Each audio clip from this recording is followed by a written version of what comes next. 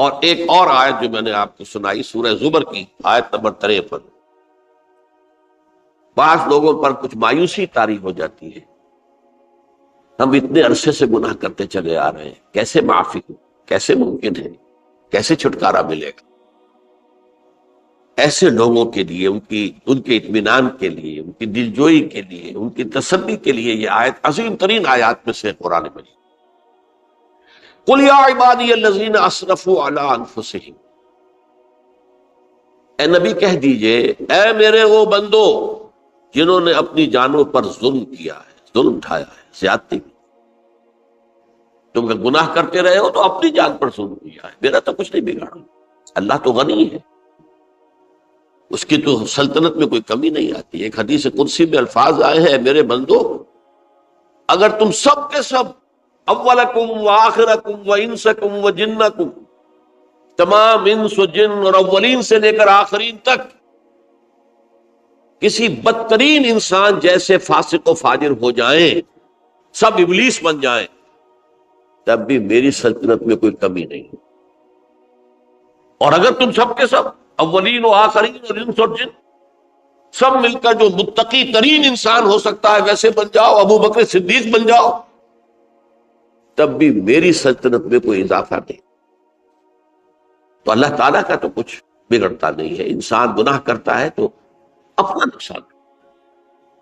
قل یا عبادی الذین اسرفوا علی انفسہم، کہہ دیجئے اے نبی اے میرے وہ بندو جنہوں نے اپنی جانوں پر ظلم کیا ہے، ستم کیا ہے، ظلم ڈھایا ہے، لا تقنطوا من رحمت اللہ۔ میں آج بعض حدیثیں اس موضوع پر آپ کو سناؤں گا، عجیب چشم کشا حدیثیں ہیں۔ میں نے چونکہ اس موضوع پر گفتگو کرنی تھی تو میں نے کچھ اس مرتبہ احادیث کا تفحص کیا، تو واقعہ یہ ہے کہ بعض احادیث پڑھ کر خود میری جو ہے میرے علم میں اضافہ ہوا، ادھر میری توجہ آج تک نہیں گئی تھی۔ لا تقنطوا من رحمت اللہ، اللہ کی رحمت سے مایوس مت ہو۔ ان اللہ یغفر الذنوب جميعا، اللہ تعالیٰ تمام کے تمام گناہ معاف کرتا ہے۔ اللہ تعالیٰ کی قدرت ہے، اللہ کا اختیار ہے، اللہ کا فیصلہ ہے، لہذا مایوس نہ ہو، اصلاح کرو۔ احادیث تو میں بعد میں آپ کو سناؤں گا، اس سے پہلے اس کا فلسفہ سمجھ لیجئے اصل میں کیا ہے۔ دیکھیے، ایک ہے طبیعی اعمال، فزیکل، ان کا ہم دنیا میں اصول یہ دیکھتے ہیں کہ اس کے نتائج لازم اور ان سے چھٹکارا نہیں مل سکتا۔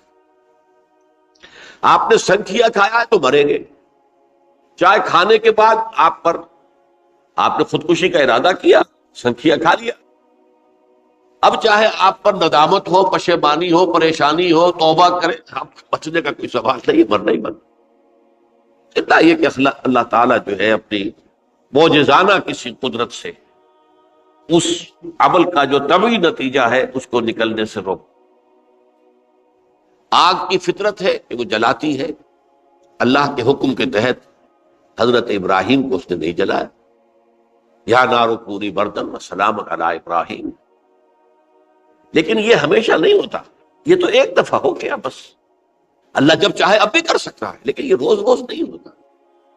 روز روز جو بھی فزیکل لاز ہیں وہ چلتے ہیں، اگر وہ نہ چلے تو کوئی سائنس پاسبل ہی نہ ہو، کوئی ٹیکنالوجی ممکن ہی نہ ہو۔ یہ تو ان فزیکل کیمیکل لاز جو ہے ان کا دوام ہے کہ جس کی وجہ سے یہ ساری سائنس اور ٹیکنالوجی اب کہاں سے کہاں پہنچ رہی ہے کہ عروج آدم خاکی سے انجم سہمے جاتے ہیں کہ یہ ٹوٹا ہوا تارا کہیں وہی کامل نہ بن جائے۔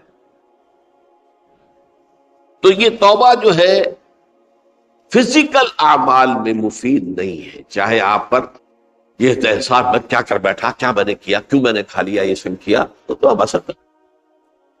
جو اخلاقی اعمال ہیں ان کا قانون یہ نہیں ہے۔ اخلاقی اعمال کے نتائج ختم ہو جاتے ہیں توبہ کے ساتھ۔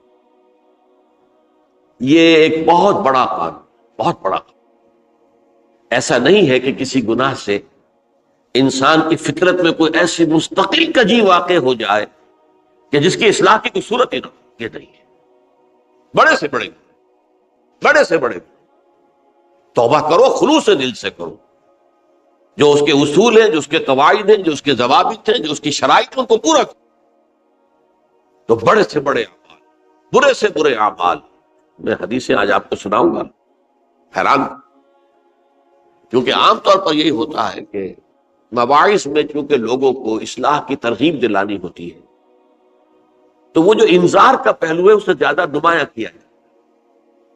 اللہ کی طرف سے شدید ذو انتقام، اللہ انتقام دینے والا، اللہ سزا دینے والا ہے۔ لیکن یہ دوسرا پہلو جو ہے وہ بھی اپنی جگہ پر بہت اہمیت کا ہے کہ طبیعی اعمال کے نتائج اور عواقب اور اخلاقی اعمال کے نتائج و عواقب یہ ایک جیسے نہیں۔ اب اس معاملے میں تاریخ مذاہب عالم میں جو بہت بڑی غلطی ہوئی، تورات میں حضرت آدم اور حوا علیہ السلام سے جو غلطی اور خطا ہو گئی تھی، آپ اندازہ کیجئے کیا مقام اللہ نے عطا کیا تھا، سارے فرشتوں کو ان کے سامنے سجدہ کروا دیا تھا، اور ایک ہی حکم تو دیا تھا نا کہ اس درخت کے قریب نہ جانا، اور تو ابھی کوئی شریعت نہیں تھی، کوئی لمبے چوڑے احکام نہیں تھے، کھاؤ جہاں سے چاہو، اس ایک درخت کے پیچھے پاس نہ جانا، وَلَا تَقْرَبَا هَٰذِهِ الشَّجَرَةَ فَتَكُونَا مِنَ الظَّالِمِينَ۔ اور وہی کام کر بیٹھے حضرت آدم اور حضرت حوا علیہ السلام۔ کتنا بڑا ہوا، کتنا بڑا، لیکن قرآن نے وضاحت کر دی کہ آدم نے توبہ کی، اللہ نے معاف کر دی۔ اللہ تعالیٰ سے کلمات سیکھے، ندامت دل میں پیدا ہو گئی حضرت آدم، لیکن الفاظ نہیں تھے، کن الفاظ میں اللہ سے معافی مانگوں، مجھ سے خطا ہو گئی، بہت بڑی غلطی ہوئی، وہ الفاظ بھی اللہ نے سکھائے، فَتَلَقَّىٰ آدَمُ مِن رَبِّهِ كَلِمَاتٍ۔ یہ ہے جس میں کہ وہ علامہ اقبال کا ایک شعر ہے ان کے نوجوانی کے دور کا، جس پر میں بھول رہا ہوں کہ داغ دہلوی تھے یا کوئی اور تھے کہ جنہوں نے علامہ سے کہا تھا، میاں اس عمر میں اور یہ شعر، اس بڑی محفل میں بات آئی تھی کہ موتی سمجھ کے شان کریمی نے چن لیے قطرے جو تھے میرے عرق انفعال کے۔ انفعال کہتے ہیں عربی میں پشیمانی، شرمندگی، اور عام طور پر جب کسی انسان پر پشیمانی اور شرمندگی طاری ہوتی ہے تو پیشانی جو ہے اس پر کچھ پسینہ سا آتا ہے۔ تو قطرے جو تھے میرے عرق انفعال کے، موتی سمجھ کے شان کریمی نے چن لیے، اللہ کے نگاہ میں ان کی اتنی قیمت، ان کی اتنی وقت میرے بندے نے پشیمانی اختیار کی ہے، اپنے اس غلط کام کے اوپر اسے رنج اور افسوس ہو رہا ہے، تو اللہ کے نگاہ میں اس کی یہ عظمت ہے، یہ قدرت۔ تو اللہ تعالیٰ نے جب حضرت آدم کے دل میں وہ پشیمانی پیدا ہو گئی تو الفاظ نہیں تھے، کن الفاظ میں؟ ہم کہتے ہیں نا کہ مجھے سمجھ نہیں آ رہا کہ میں کس منہ سے آپ سے بات کروں، میری یہ حیثیت نہیں ہے، میں کن الفاظ میں اپنی جو ہے خطا کا اعتراف کروں۔ تو اللہ نے وہ کلمات خود سکھا دیے، فَتَلَقَّىٰ آدَمُ مِن رَبِّهِ كَلِمَاتٍ فَتَابَ عَلَيْهِ إِنَّهُ هُوَ التَّوَّابُ الرَّحِيمُ۔ یہ چیز کہیں تورات جب دوبارہ مرتب ہوئی ہے تو وہ نکل گئی، اس میں رہ گئی، باقی اس میں شامل نہیں۔ یہ تاریخی اعتبار سے جان لیجئے، تورات جو ہے وہ آج سے 2500 بلکہ 2600 برس قبل سے دنیا سے غائب ہے۔ یہ تورات کا جو نسخہ تھا یروشلم میں 587 قبل مسیح میں، جب نبوکدنضر نے، شاید آج کل آپ دیکھ رہے ہوں کہ عراق کی جنگ میں عراق کے جو خاص ڈویژنز ہیں عراقیوں کے، ریپبلکن گارڈز کے، ان میں سے ایک کا نام جو ہے وہ نبوکدنضر ڈویژن ہے، ایک کا حمورابی ڈویژن ہے۔ حمورابی جو ہے عراق کا بہت پرانا بادشاہ تھا، اور تاریخ انسانی میں سب سے پہلا قانون اس نے مرتب کیا، حمورابی۔ یہ بہت پرانی تہذیب ہے، دنیا کی غالباً سب سے زیادہ اینشنٹ تہذیب جو ہے وہ عراق کی ہے۔ حضرت ابراہیم یہی پیدا ہوئے شہر ار میں۔ تو نبوکدنضر نے جب تباہ کیا تھا یروشلم کو، 6 لاکھ آدمیوں کو قتل کیا اور 6 لاکھ کو قیدی بنا کر لے گیا بیبیلونیا، بابل کا لفظ بھی آج کل آ رہا ہے۔ کسی زمانے میں وہ عظیم شہر تھا دنیا کا، وہ معمولی سا شہر رہ گیا ہے، نئے شہر بڑھ گئے۔ تو اس وقت سے اس نے جب یروشلم میں جو ہیکل سلیمانی حضرت سلیمان کی بنائی ہوئی مسجد تھی اس کو جب گرایا ہے، اس کے بعد سے وہیں پر وہ نسخہ رکھا ہوا تھا تھوڑا، پھر دنیا میں وہ نسخہ اب نہیں ہے۔ یہودیوں کا کہنا ہے کہ موجود ہے مسجد اقصی کے نیچے، وہ جب اس نے گرایا تھا تو جو نیچے تہخانے تھے وہ نہیں گرے تھے، وہ محفوظ رہتے، اوپر ملبہ آ گیا، اور وہیں پر وہ تورات اور وہ تابوت سکینہ جس میں حضرت موسیٰ کا عصا بھی رکھا ہوا ہے اور بہت سے وہ من اور سلوہ کے بھی کچھ نمونے رکھے ہوئے ہیں، وہ تابوت سکینہ اس کا قرآن مجید میں سورہ بقرہ میں ذکر ہے، وہ بھی موجود ہے، اور جو ربائی وہاں اس وقت تھے ان کے علماء، ان کی لاشیں بھی وہاں پڑی ہوئی ہیں، وہ جب ہم کھدائی کریں گے تو دنیا میں سامنے آ جائے۔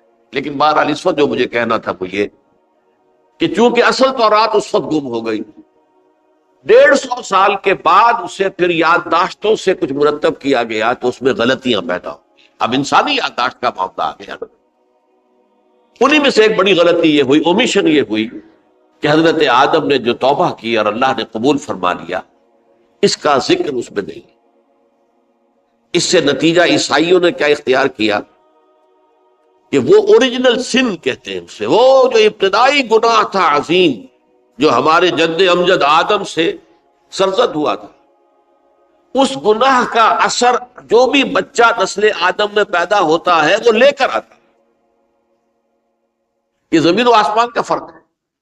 اسلام کے نزدیک ہر بچہ جو پیدا ہوتا ہے وہ معصوم ہے، بلکہ مسلم ہے۔ کل مولود یولد علی الفطرہ، جو بھی بچہ پیدا ہوتا ہے وہ فطرت اسلام پر پیدا ہوتا ہے۔ فَأَبَوَاهُ يُهَوِّدَانِهِ أَوْ يُمَجِّسَانِهِ أَوْ يُنَصِّرَانِهِ، یہ تو والدین ہیں اس کے جو اسے مجوسی یا عیسائی یا یہودی بنا لیتے ہیں، ورنہ وہ تو مسلمان ہوتا ہے، فطرت کی کلین سلیٹ لے کر آتا ہے۔ عیسائیت کہتی ہے ہر انسان جو پیدا ہوتا ہے بنیادی طور پر گناہگار ہے، اپنے جد امجد کے گناہ کا بوجھ لے کر آ رہا ہے۔ اب اس کا علاج انہوں نے پھر کیا تجویز کیا، یہ ہے کہ ایک غلطی پر دوسری غلطی اور دوسری پر تیسری غلطی، خشت اول چون حد معمار کج، تاثریہ بھی ربط دیوار کج۔ اب اللہ نے جب دیکھا اب تو ہر بندہ جو ہے آدم کی اولاد کا بنیادی طور پر پیدائشی طور پر گناہ گار ہے، تو اب کیا کیا جائے؟ تو اللہ نے اپنا اکلوتا بیٹا، صلبی بیٹا مسیح یسوع اسے زمین پر بھیجا۔ یہ الفاظ میرے ہیں کہ اسے قربانی کا بکرا بنا کر اور ان سب کی طرف سے قبول کر لیا، گناہ گاروں کی طرف سے، کہ ان کے گناہ کا کفارہ ہو جائے گا جو عیسیٰ کو مانتے ہیں۔ یہ عقیدہ ہے عیسائیت۔ جڑ کیا ہے کہ گناہ ہو گیا تو گناہ کا اثر تو رہے گا۔ قرآن یہ کہتا نہیں، اللہ دھو دیتا ہے، تمہاری سیرت و کردار کے اوپر بھی جو داغ ہیں دھل جائیں گے، اور تمہارے نامہ اعمال میں جو دھبے ہیں وہ بھی دھل جائیں گے۔ توبہ کرو، توبوا الی اللہ توبۃ نصوحا، کرو وہ توبہ کے جو بالکل خلوص دل کے ساتھ ہو۔ اب میں ذرا آپ کو کچھ احادیث سنانا چاہتا ہوں۔ ایک طرح کا یہ تبشیر کا پہلو ہے آج ہماری گفتگو میں کہ جو نمایاں ہوگا۔ یہ بعض احادیث تو چھوٹی چھوٹی ہے اور یہ بہت مرتبہ میری گفتگو میں آ چکی ہے، صرف اس وقت حوالہ دے کر گزر جاؤں گا۔ یہ ترمذی اور ابن ماجہ میں حضرت انس ابن مالک رضی اللہ تعالی عنہ سے روایت ہے، حضور نے فرمایا کل بنی آدم خطاؤون وخیر الخطائین التوابون، تمام بنی آدم خطا کار ہیں، خطا کار بھی نہیں، بہت خطا کار، بہت خطا کار، لیکن ان خطا کاروں میں بہتر لوگ وہ ہیں کہ جو خوب توبہ کرتے ہیں۔ غلطی ہو گئی توبہ کر۔ اور ایک اور حدیث میں آپ کو بتاؤں گا کہ یہ نہیں ہے کہ پھر کبھی وہ غلطی نہ ہو، اس وقت آپ یہ لگا لیں اپنے اوپر یہ کام میں نے نہیں کرنا، اور ایک دفعہ وہ کام چھوڑ دیں تو توبہ ہو گئی۔ پھر اگر کچھ عرصے کے بعد پھر کہیں آپ جذبات کی رو میں بہہ گئے، پھر کہیں کوئی برے اثرات جو ہے وہ پڑے، پھر غلطی، کوئی بات نہیں، پھر ہو گیا، پھر توبہ کرو۔ تواب اسی لیے کہا بار بار بار بار بار بار توبہ کرو۔ تو کل بنی آدم خطاؤون وخیر الخطائین التواب۔ دوسری حدیث یہ بھی ابن ماجہ اور بہقی میں ہے، حضرت عبداللہ ابن مسعود رضی اللہ تعالی عنہ، التائب من الذنب کمن لا ذنب لہ، گناہ سے توبہ کرنے والا ایسے ہے جیسے اس نے کبھی گناہ کیا ہی نہیں۔ دھل جاتی ہے، تختی دھل گئی، بچے نے تختی لکھی تھی اس کو دھو دیا، ختم ہو گئی۔ ایک حدیث تو پڑھ کر میں بھی چونکا، یہ اصل میں اسلوب ہے بیان کا، بتانے کے لیے کہ تمہارے دلوں کے اندر مایوسی کا غلبہ نہ ہو جائے۔ مایوس اصل میں جو ہے مایوسی، یہ ابلیسیت ہے، نوٹ کر لیجئے اس کو۔ مایوسی ابلیسیت کی کا عکس ہے۔ مبلس کہتے کسے؟ جو مایوس ہو گیا۔ ابلیس سب سے بڑھ کر مایوس جو ہے وہ ابلیس ہے، اسے معلوم میرا چھٹکارا تو نہیں ہے، لہذا میں جتنوں کو اپنے ساتھ لے کر جہنم میں جھونک دوں یہی میری کمائی ہے، میں نے تو بچنا نہیں۔ تو ابلیس کہتی ہے اس کو جو انتہائی مایوس، مبلس، جو رحمت خدا بندی سے مایوس ہو چکا۔ اب اس کو دور کرنے کے لیے حدیث سنیے، اور یہ حدیث مسلم شریف کی ہے، صحیحین کے حضرت ابو ہریرہ سے حضور فرماتے ہیں والذی نفسی بیدہ، قسم ہے اس ذات کی جس کے ہاتھ میں میری جان ہے، لو لم تذنبوا، اگر تم لوگ گناہ نہ کرتے، لذهب اللہ بکم، تو اللہ تعالیٰ تمہیں لے جاتا کہیں اور، ولجاء بقوم یذنبون، اور پھر کسی ایسی مخلوق کو پیدا کرتا ہے جو گناہ کرتے، فیستغفروا اللہ، اور پھر وہ اللہ سے استغفار کرتے اور توبہ کرتے، فیغفر لہم، اور اللہ تعالیٰ انہیں معاف کرتے۔ تو میں نے عرض کیا کہ یہ بعض چیزیں ہوتی ہیں کہ جن کا واقع سے کوئی تعلق نہیں ہوتا، لیکن ایک زور بیان کے لیے، ایک بات کو ایمفیسائز کرنے کے لیے، جیسے قرآن مجید میں آتا ہے، اے نبی کہہ دو ان کان للرحمن ولد فانا اول العابدین، اگر اللہ کا کوئی بیٹا ہو تو میں سب سے پہلے میں اس کو پوجوں گا۔ جب میں اللہ کو پوجتا ہوں تو اللہ کا اگر کوئی بیٹا ہوتا تو کیا میں اسے نہ پوچھتا؟ لیکن نہیں ہے۔ اب یہ نہیں ہے، نفی کے لیے زور دیا کہ اگر اللہ کا کوئی بیٹا ہوتا، لو کان للرحمن ولد فانا اول العابدین۔ اسی طرح یہ ہے کہ اگر انسان گناہ نہ کرتے اور گناہ کے بعد توبہ کر کے اللہ تعالیٰ کی شان غفاری کا ظہور نہ ہوتا، یہ بھی ایک عجیب فلسفے کی بات ہے، اللہ نے یہ کائنات کیوں پیدا کی؟ قرآن مجید میں اس کو براہ راست ایڈریس نہیں کیا گیا اس مسئلے کو، میرے علم کی حد تک۔ ہو سکتا ہے کہیں بہت خفی انداز میں ہو اور ابھی تک میری نگاہ سے بھی جو ہے وہ چھپا رہ گیا، ہو سکتا قرآن مجید کے غامض نکات ایسے ہو سکتے۔ کوئی شخص، میں تو کہتا ہوں کہ اگر کوئی شخص کہتا ہے، میرے بارے میں ایک عالم دین نے کہہ دیا تھا کہ اسے قرآن پر بڑا عبور حاصل ہے، تو میں نے انہیں پیغام پہنچایا، جن صاحب نے مجھے ان کا یہ جملہ سنایا تھا کہ آپ نے قرآن کی توہین کی ہے، قرآن پر عبور کسی انسان کو نہیں۔ عبور کا مفہوم کیا ہے؟ دریا کے دو کنارے ہیں، آپ اس کنارے سے اس کنارے چلے گئے تو آپ نے عبور کیا دریا۔ قرآن کے کنارے ہیں ہی نہیں، لا پیدا کنار۔ لہذا یہ کہہ دینا کسی کے بارے میں کہ قرآن مجید، اب انہوں نے تو ایک طرح سے میری تعریف کی تھی، میرے ایک ساتھی سے جملہ کہا تھا، ان کے وہ عزیز تھے، تو گویا کہ وہ جو میری تنظیم میں تھے ان کو خوش کرنے کے لیے کہہ دیا ہو، یا جو بھی ہو، ان کے دلی جذبات ہو سکتا ہے کہ میں نے کہا انہیں یہ پیغام پہنچا دیجئے، آپ نے قرآن کی توہین کی۔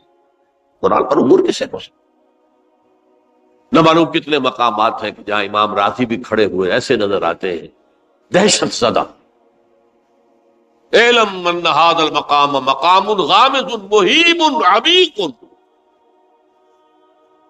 ہوشیار کے رہ مردب تیغست قدم رہا، ہوشیار ہو جاؤ، یہ بڑا خطرناک مقام ہے، بہت مشکل مقام ہے، اس کے تہ تک پہنچنا کسی کے لیے ممکن نہیں ہے۔ سورہ حدید کی آیت هو الاول والآخر والظاہر والباطن پر یہ الفاظ ہیں جو امام راضی نے لکھے۔ تو اس لیے میں آپ سے عرض کر رہا ہوں کہ یہ کہنے کا انداز ہے، والذی نفسی بیدہ لو لم تذنبوا، اس ہستی کی قسم جس کے ہاتھ میں میری جان ہے، اگر تم گناہ نہ کرتے، تو میں عرض کر رہا تھا تو اللہ کی شان غفاری کیسے ظاہر ہوتی؟ اللہ نے کائنات کیوں پیدا کی؟ کنت کنزا مخفیا فاحببت ان اعرف فخلقت الخلق۔ محدثین کرام اگرچہ اس حدیث کی سند کو پختہ نہیں مانتے ہیں، لیکن اکثر مفسرین نے اس کو تسلیم کیا ہے۔ علامہ آلوسی نے تسلیم کیا کہ میں ایک چھپے ہوئے خزانے کے مانند تھا۔ اب خزانہ کہیں پڑا ہے، اس کا کیا حاصل کیا ہے؟ وہ تو کہیں کھلے، کسی کے پاس جائے، کوئی اسے فائدہ اٹھائے، تب تو کوئی فائدہ ہوا نا۔ تو کن تو کنزا مخفیا، میرے اندر طاقت تھی، قوت تھی، خلاقی تھی، میری شان ساری میرے اندر ہی اندر تھی نا۔ کن تو کنزا مخفیا فاحببت ان اعرف، تو میں نے یہ چاہا کہ مجھے پہچانا جائے۔ فخلقت الخلق، تو میں نے خلق کی تخلیق کی۔ اب مجھے پہچانو اس کائنات کے ذریعے سے، یہ میری تخلیق ہے، آؤ دیکھو۔ ایک مصور اپنی تصویروں کی نمائش لگا، دیکھو میرے شاہکار، آؤ دیکھو، یہ میرے فن کے کمال کے نمونے، آؤ دیکھو۔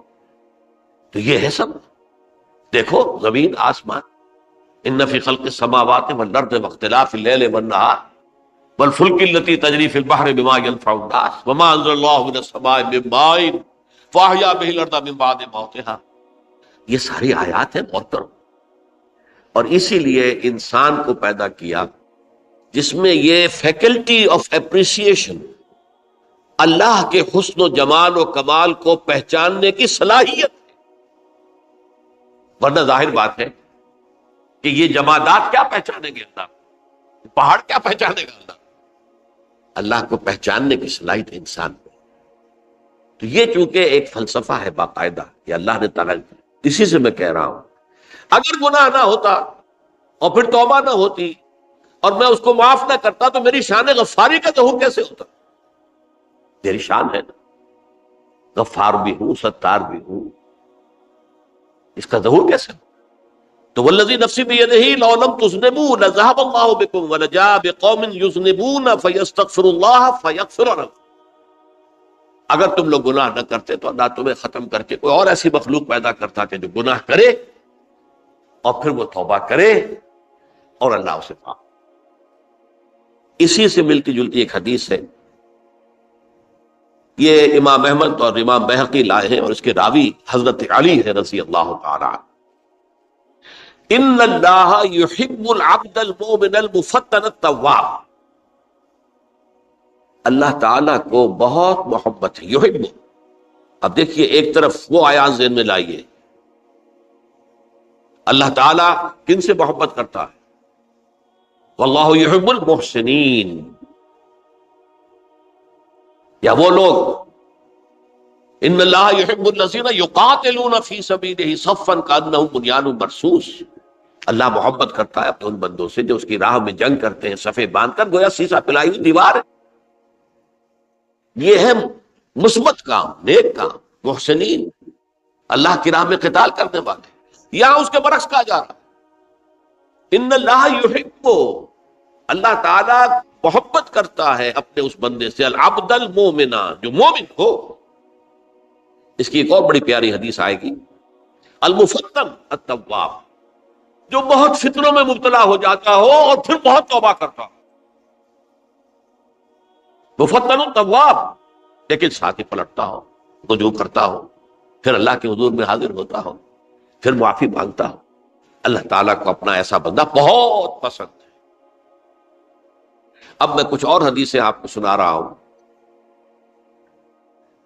توبہ کا دروازہ دو اعتبارات سے کہا گیا ہے کہ ایک وقت آنے پر بند ہو جائے۔ ایک حدیث کے تو الفاظ میں نوٹ کر کے نہیں لایا ہوں کہ اللہ تعالیٰ نے توبہ کا ایک دروازہ اتنا چوڑا کھلا رکھا ہوا ہے کہ جس کو عبور کرنا جو ہے وہ سال ہا سال میں ممکن ہو، اور یہ بند نہیں ہوتا جب تک کہ سورج مغرب سے طلوع نہ ہو جائے۔ یہ قیامت کی جو آخری، قریب قیامت کی جو آخری نشانیاں ہیں ان میں سے وہی حدیث میں آپ کو سنا رہا ہوں، عن ابی ہریرہ رضی اللہ تعالی عنہ، اور یہ مسلم شریف کی روایت ہے۔ من تاب قبل ان تطلع الشمس من مغربها تاب اللہ علیہ، سورج کے مغرب سے طلوع ہونے سے قبل تک جو لوگ توبہ کریں گے اللہ تعالیٰ ان کی توبہ قبول کر لے گا۔ البتہ جب وہ قیامت کی وہ نشانی ظاہر ہو جائے کہ سورج مغرب سے طلوع ہو رہا ہے، اب دروازہ توبہ کا بند ہے۔ اب اس کے بعد اگر توبہ کوئی کرتا ہے تو اللہ تعالیٰ اس کی توبہ کو قبول نہیں کرے۔ یہ تو اجتماعی سطح پر ہوئی۔ انفرادی سطح پر ان عبداللہ ابن عمر رضی اللہ تعالی عنہما عن النبی صلی اللہ علیہ وسلم قال ان اللہ عز وجل یقبل توبۃ العبد ما لم یغرغر۔ یہ ترمذی میں ہے، حضرت عبداللہ ابن عمر رضی اللہ تعالی عنہما سے کہ اللہ تعالیٰ اپنے بندے کی توبہ قبول کرتا ہے جب تک کہ وہ جسے ہم کہتے ہیں گھنگرو نہ بولنے لگے حلق کے اندر، جبکہ نزع عالم نزع ہو اور جان جو ہے وہ آ کر پھر یہاں اٹکتی ہے، تو اس وقت تک دروازہ کھلا ہے توبہ کا۔ لیکن جب یہ شکل ہو گئی تو دروازہ بند۔ یہ انفرادی سطح پر ہو گیا، جب آپ کے موت کے آثار اتنے واضح ہو گئے کہ اب جا رہے ہیں، اب توبہ کریں گے تو توبہ قبول نہیں ہو۔ اجتماعی سطح پر جب قیامت جو ہے اس کی وہ گھڑی آ گئی کہ سورج مغرب سے طلوع ہو گیا، اب توبہ کا دروازہ بند۔ ایک اور حدیث ہے جو میں نے بہت مرتبہ اس کا ترجمہ تو آپ کو بہت دفعہ سنایا ہے، آج میں چاہتا ہوں اس کو پورے متن کے ساتھ آپ کے سامنے رکھوں۔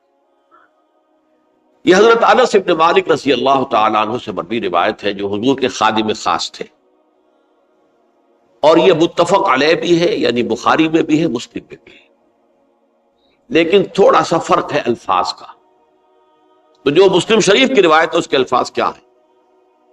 للہ اشد فرحا بتوبۃ عبدہ حین یتوب الیہ۔ جان لو اللہ تعالیٰ کو زیادہ خوشی ہوتی ہے اپنے کسی گناہ گار بندے کی توبہ سے جبکہ وہ توبہ کرتا ہے۔ کس سے زیادہ ہوتی ہے؟ اس کی ایک تمثیل تھی، من احدکم، ایک ایسے شخص سے بھی زیادہ بڑھ کر خوشی ہوتی ہے، کان علی راحلتہ بأرض الفلات، کہ جو بہت ہی دور دراز کے اور سنسان علاقے میں سفر کر رہا تھا، فانتحرفت منہ، اس کی سواری جو ہے گم ہو گئی، وعلیہا طعامہ وشرابہ، اسی پر اس کا کھانا بھی تھا اور پانی بھی تھا۔ اونٹنی پر سفر کر رہا تھا، اسی پر ہوتا ہے راحلہ جو ہے راستے کا سامان۔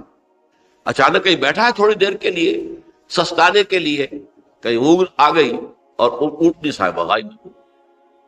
اب آنکھ کھلی اور اس نے دیکھا، فَأَيَّسَ مِنْهَا، تلاش کر کر کے مایوس ہو گیا، کہیں اونٹنی کا سراغ نہیں۔ اب ظاہر بات ہے کسی صحرا میں یہ کیفیت، اس کا مطلب کیا ہے؟ یقینی موت۔ فَأَتَى شَجَرَةً فَاسْتَجَعَ فِي ظِلِّهَا وَقَدْ أَيَسَ مِنْ رَاحِلَتِهِ، تو وہ ایک درخت کے نیچے اس کے سائے میں آ کے لیٹ گیا، گویا کہ موت کی امید۔ فَبَيْنَهُمَا وَهُوَ كَذَلِكَ إِذْ هُوَ بِهَا قَائِمَةٌ عِنْدَهُ، اس کی کہیں دوبارہ آنکھ لگی ہے، جو کھولا تو دیکھتا ہے اونٹنی تو موجود ہے، کھڑی ہے، تو وہ فوراً اس کی وہ جو رسی ہے وہ پکڑتا ہے، فَأَخَذَ بِخِتَامِهَا ثُمَّ قَالَ مِنْ شِدَّةِ الْفَرْحِ، اب جو اسے مسرت ہوئی اس کا آپ اندازہ کر سکتے ہیں۔ ایک یقینی موت کا معاملہ آ چکا تھا اور اچانک اللہ تعالیٰ نے وہ کھوئی ہوئی اونٹنی جو ہے وہ واپس دلا دی۔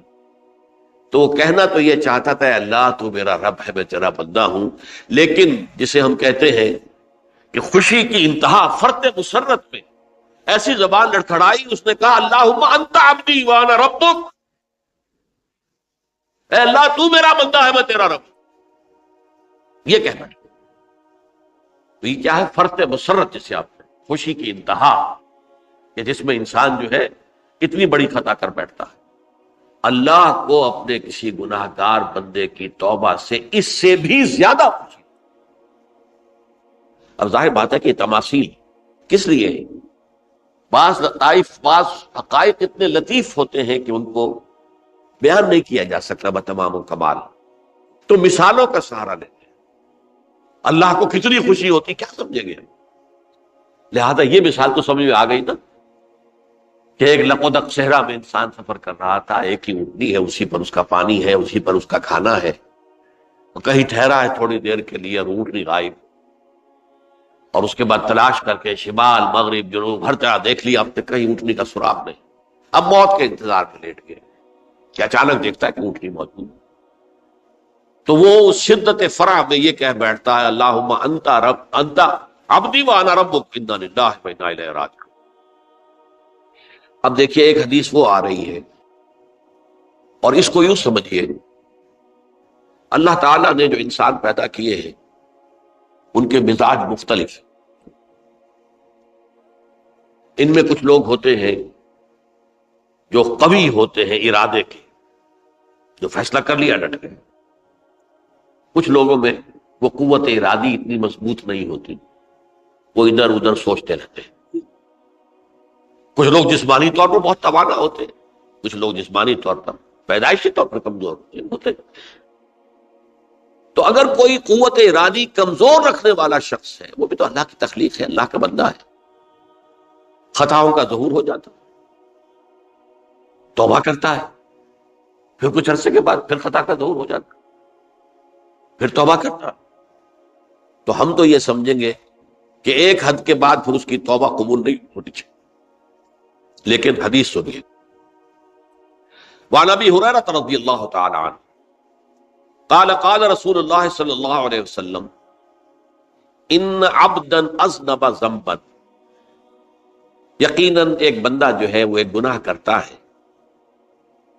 فقال، پھر وہ کہتا ہے رب، اے میرے پروردگار، اذنبت فاغفر لی، مجھ سے گناہ ہو گیا ہے، مجھے معاف کر دیجیے۔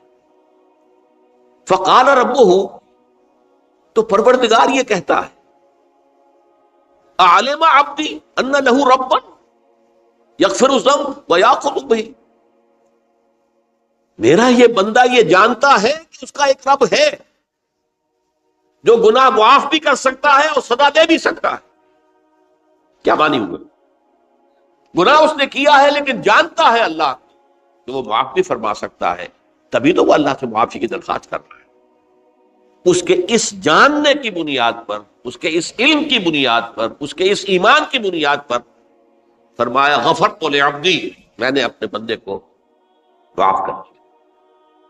ثم مکث ما شاء اللہ، پھر وقت گزرا جتنا کہ اللہ نے چاہا، ثم اذنب ذنبا، پھر اس سے گناہ ہو گیا، فقال رب اذنبت ذنبا فاغفر، پھر کہتا ہے پروردگار مجھ سے گناہ ہو گیا، پھر مجھے معاف فرما دے۔ فقال ربہ، اللہ فرماتا ہے عالم عبدی ان لہ ربا یغفر الذنب ویاخذ بہ، میرا بندہ ہے نا جو جانتا ہے کہ اس کا ایک رب ہے، ایمان باللہ اس کے اندر ہے، تبھی تو پکار رہا ہے، اور یہ بھی جانتا ہے کہ وہ گناہ معاف بھی کر سکتا ہے اور چاہے تو پکڑ بھی سکتا ہے، سزا بھی دے سکتا ہے۔ تو فرمایا، اللہ تعالیٰ فرماتے ہیں میں نے فرمایا کہ میں نے معاف کر دیا۔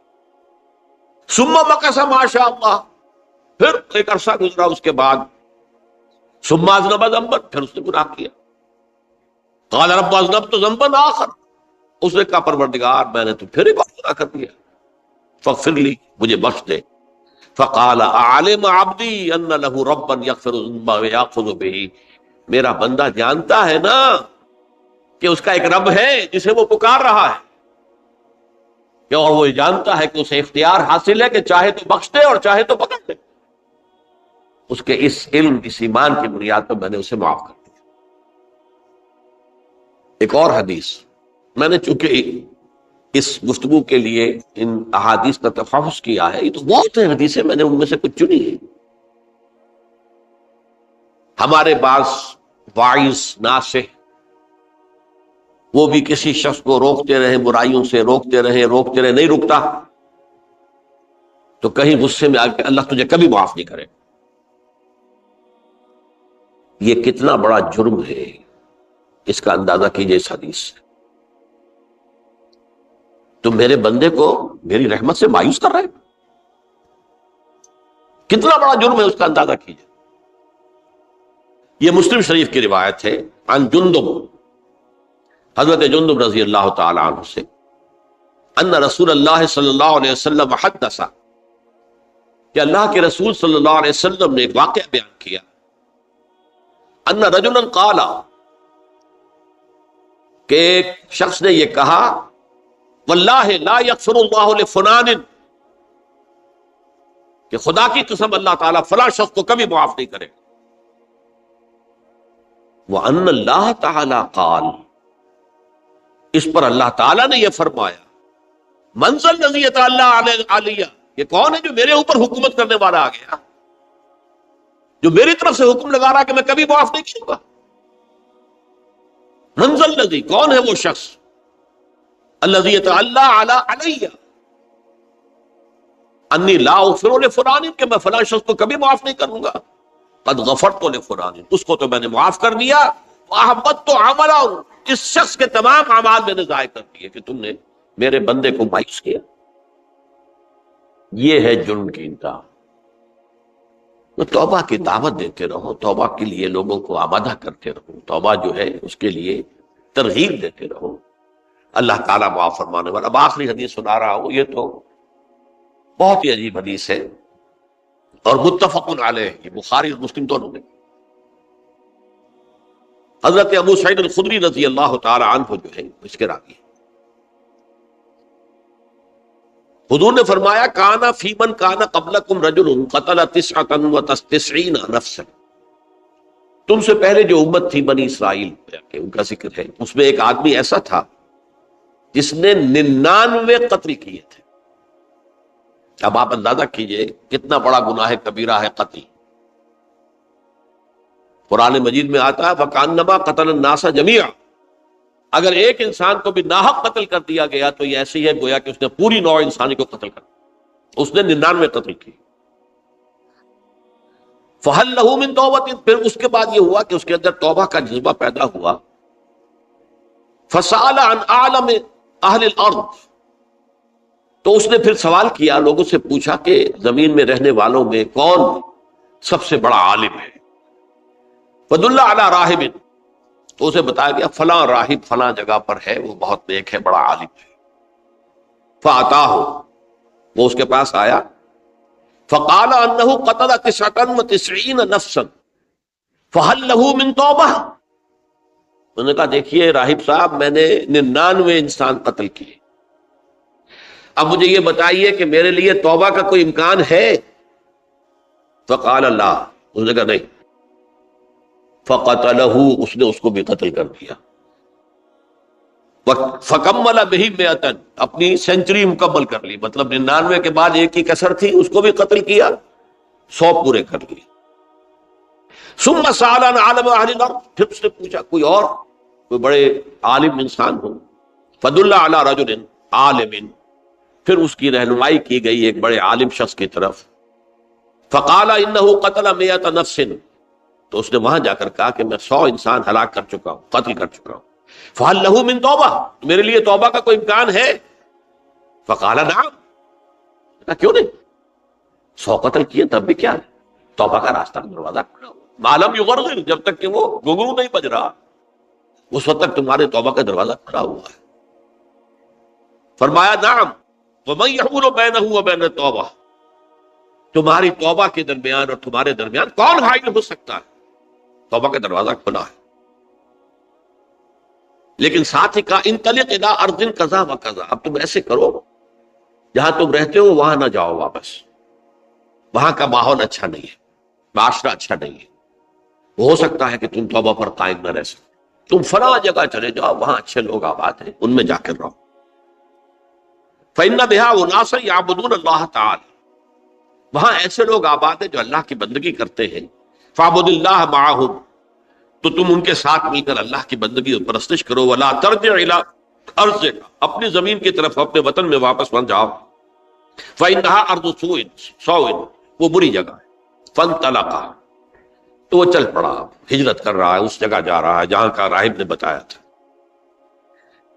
حتی اذا نصف الطریق، جب آدھا راستہ اس نے پورا کر لیا، اتاہ الموت، موت آ، فاختصمت فیہ ملائکۃ الرحمت و ملائکۃ العذاب. اب وہ جہنم کے فرشتے بھی آ گئے اس کی جان قبض کرنے کو، اور جنت کے بھی آ گئے.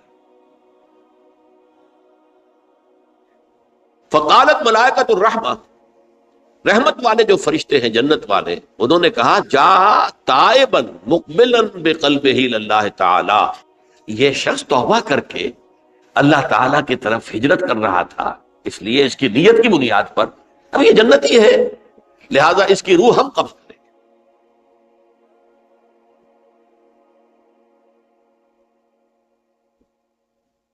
وقالت الملائکۃ العذاب، اور وہ جو عذاب والے فرشتے ہیں وہ کہیں گے انہ لم یعمل خیرا قط، تو نے توبہ کے بعد کوئی نیک عمل تو کیا ہی نہیں، تو کس بنیاد پر اس کو تم جنت میں لے جاؤ، اس کو تو دوزخ میں جانا چاہیے.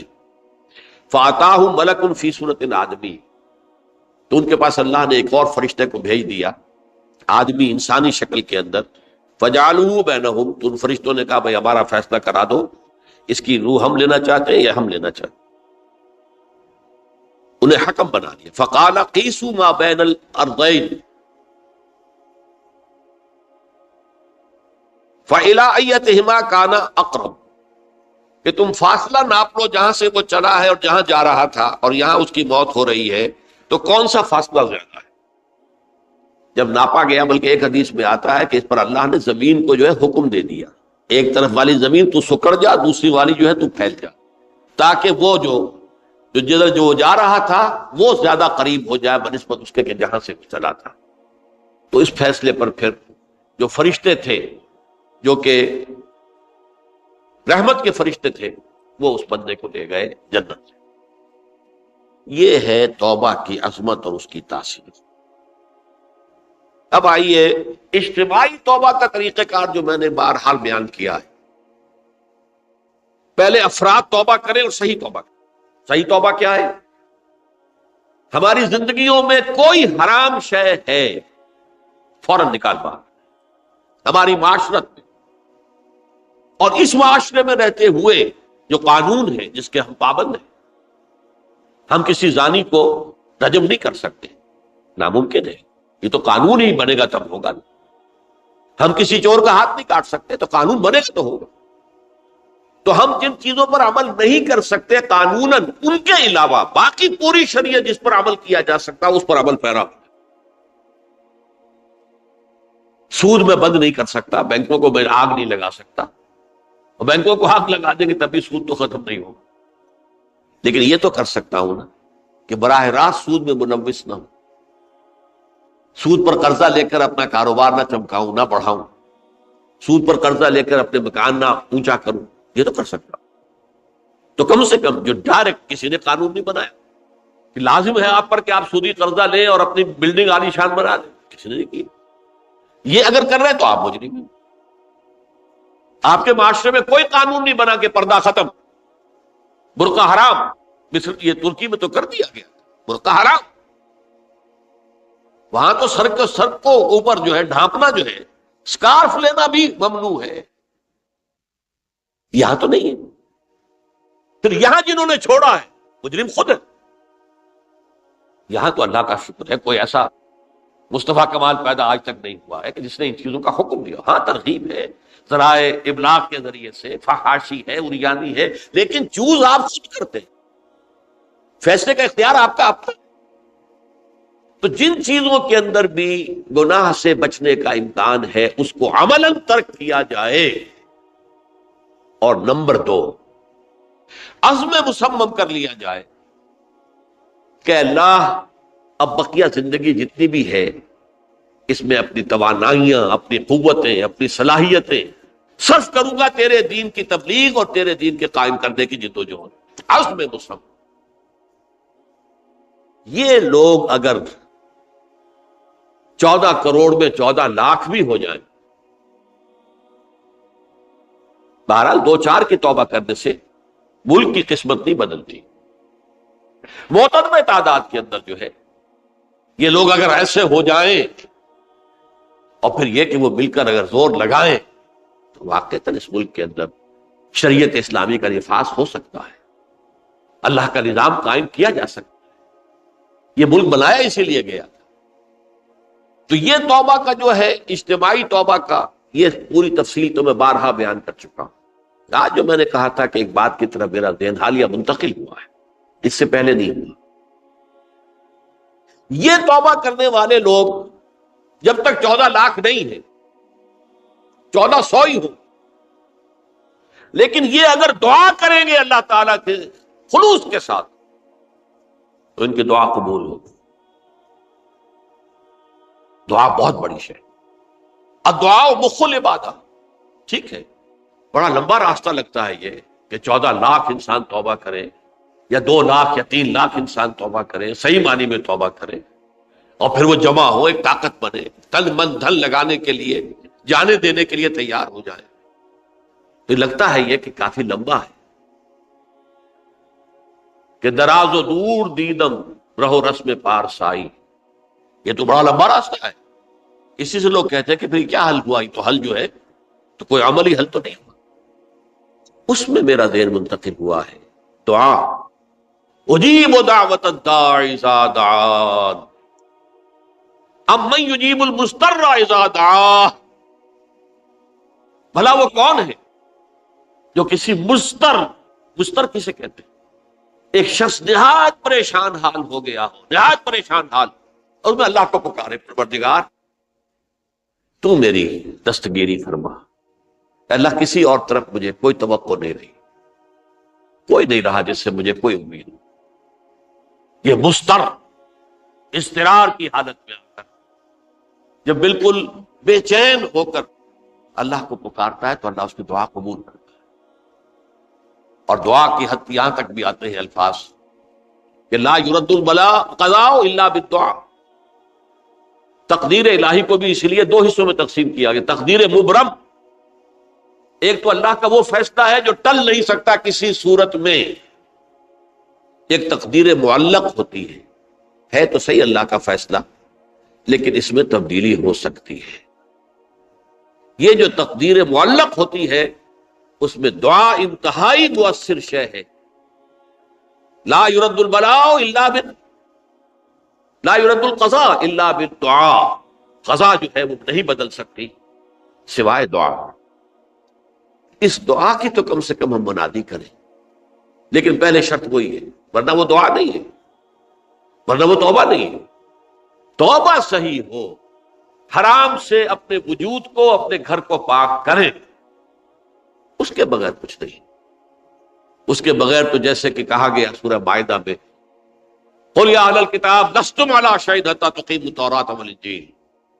اے نبی ان سے کہہ دیجئے، اے اہل کتاب تمہاری کوئی حیثیت اللہ کی نگاہوں میں نہیں ہے، تمہاری کوئی دعا اللہ کے ہاں قابل پذیرائی نہیں ہے جب تک کہ تم تورات اور انجیل کو قائم نہیں. لہذا دعائیں تو نہ بنو. 30 لاکھ آدمی جو ہے حج کے موقع پر کیسی کیسی دعائیں مانگتے ہیں. کہاں جا رہی ہیں دعائیں؟ کہاں ہیں ان کی قبولیت؟ یا آسان توبہ صحیح ہو. اور توبہ کے بارے میں آج میں نے امکانی حد تک آپ کے سامنے آج ترغیب و تشویق کا پہلو رکھا ہے. مایوسی، اس کو کہا بھی جاتا ہے مایوسی کفر ہے. اور میں نے آپ سے کہا آج لا تقنطوا من رحمت اللہ ان اللہ یغفر الذنوب جميعا. 99 قتل کیے ہوں، 100 قتل کیے ہوں، تب بھی توبہ کرو گے تو اللہ توبہ قبول فرمائے. اور کس شان کے ساتھ قبول فرمائے گا اس حدیث کے اندر آیا، متفق علیہ حدیث صحیح بخاری اور صحیح مسلم کے اندر ہے. تو اگر ہم اس توبہ کی منادی کریں نمبر 1، اور جو لوگ توبہ کریں صحیح معنی میں، ایک طرف تو وہ جد و جہد شروع کر دیں اللہ کے دین کے قائم کرنے کی جد و جہد، اس میں پیچھے نہ رہے، لیکن اس اسنا میں جو دعائیں وہ کریں گے، اللہ تو نے یہ ملک ہمیں عطا کیا تھا، ہم نے اپنے زور بازو سے اسے نہیں حاصل، یہ سلطنت خدا داد پاکستان، اور اے اللہ اے خاص ہے خاصان رسول وقت دعا ہے، امت میں تیری آنکھ یا جب وقت پڑا ہے. میں اپنے احساسات جو ہیں آپ کے سامنے الفاظ میں بیان نہیں کر سکتا. یہ جب یروشلم کی تباہی ہوئی تھی جس کا میں نے ذکر کیا ہے، 6 لاکھ انسان قتل ہوئے تھے، اور 6 لاکھ کو نبوکدنضر جو تھا وہ ہانک کر بھیڑوں بکریوں کی طرح بیبیلونیا لے گیا تھا. اس سے پہلے کتنے ہی نبی اہل کتاب کے وہ کہتے رہے تھے کہ ہوش کرو، توبہ کر لو، بلکہ ایک جگہ کے الفاظ یہ ہیں درخت کی جڑ پر کلہاڑا رکھا جا چکا ہے، اب بھی ہوش میں آ جاؤ، ہوش میں نہیں کر۔ دنیا پرستی، جو بھی ان کے نفس پرستی جو بھی ان کے اوپر مسلط ہو چکی تھی، اس نے انہیں توبہ نہیں کر، تباہی اور بربادی ہو گئی۔ آج ہماری نگاہوں کے سامنے عراق کے ساتھ کیا ہو، بغیر اس کے کہ کوئی جرم ہو، بغیر اس کے ہم تو بڑے بڑے جرم کر چکے ہیں ان کی نگاہ میں۔ نان پرولیفریشن ٹریٹی جو ہے اس کے خلاف ہمارا عمل جا رہا ہے پوری دنیا کے اندر۔ ان کا کہ ہم اس کو ایٹمی صلاحیت کو نہیں پھیلنے دیں گے۔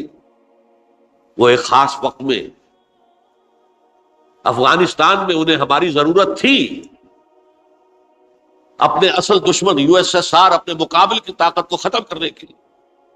اس وقت انہوں نے اپنا منہ جو ہے پھیر لیا تھا، نہیں دیکھا تھا، اور ہمارے ہاں اللہ کی یہ رحمت آ گئی کہ ایٹمک صلاحیت بھی حاصل ہوئی۔ اور پوری دنیا میں شاہ عبداللہ نے کہا تھا، پرنس عبداللہ نے، کہ یہ آپ کا نہیں ہے، یہ جو نواز شریف صاحب سے جب اس کا ہم نے دھماکہ کیا، یہ بم آپ کا نہیں ہے، یہ پوری امت مسلمہ کا بم ہے۔ کیسے یہ برداشت کر سکتے ہیں یہودی اور یہودیوں کے اعلی کار عیسائی، خاص طور پر Protestants, west white Anglo Saxon Protestants? تو سمجھ لیجئے کہ پاکستان کی جڑوں پر بھی تیشہ رکھا جا چکا۔ یہ میرے احساسات کی اس سے کم میں تعبیر ہو نہیں سکتی، لیکن اب بھی امکان ہے، اب بھی امکان، اب بھی امکان۔ توبہ کرو، توبہ کراؤ، مل جل کر طاقت بنو، کوشش کرو کہ یہاں اسلام کا نظام آ جائے، اور اس اسنا میں بھی دعا کرو اللہ تعالیٰ سے کہ اللہ ہمیں مہلت عطا فرما دے، ہمیں کچھ اور مہلت عطا فرما دے، اے اللہ ہمیں کچھ اور مہلت عطا فرما دے۔ بارک اللہ لی ولکم فی القرآن العظیم ونفعنی وإیاکم بالآیات والذکر الحکیم۔